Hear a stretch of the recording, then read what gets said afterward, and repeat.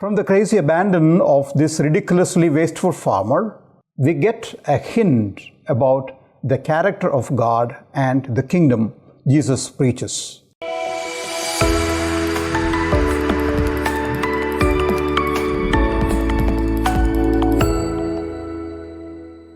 Dear friends, time and again we come across stories where people show extravaganza with their resources and with their time and energies without expecting to get anything back.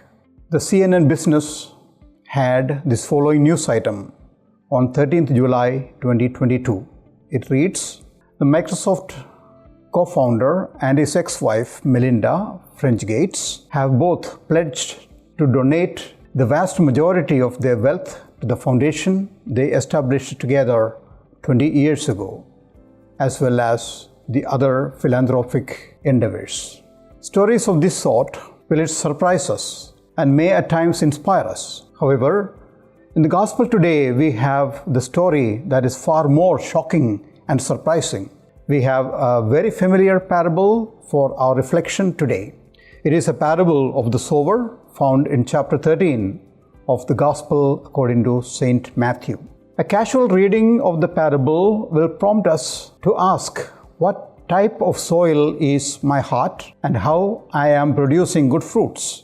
That is good enough. Dear friends, every parable is primarily about the kingdom and the way of God dealing with His people. Perhaps the disciples of Jesus could not understand why only some people responded positively to Jesus, while others responded negatively or were indifferent to His message. Jesus set out to show His disciples that the farmer was not the problem. He also assures that the farmer is truly extravagant, even to the point of being reckless. The farmer throws seed with such abandon, with so little concern for where the seed lands. I'm shocked to note the recklessness, even wastefulness of the sower. From the crazy abandon of this ridiculously wasteful farmer, we get a hint about the character of God and the kingdom Jesus preaches. It is a place where God's love and God's word are scattered with equal recklessness, with no regard for how any of it will be received. It's as if God just cannot help but share His love and grace and mercy, and He will do it recklessly, even wastefully. Can you imagine living like that? Actually, I am sure many of you already do, in the way you love and care for a child, a grandchild, a sibling, a lover, a parent, a friend. But even though we have moments where we give ourselves selflessly, even recklessly, most of the time it is hard to imagine living with such abandon, giving with so little thought of the return. We have been taught to be more careful, to avoid undue risk, to protect ourselves from harm. Yet, love does not know the way of safety, and grace can't keep itself vulnerable from risk.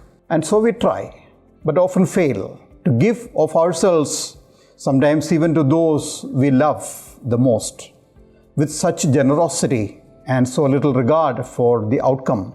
The parable today shows how God is caring and He continues to show grace and mercy and love on us, His children, even when we do not respond positively or deserve it the least.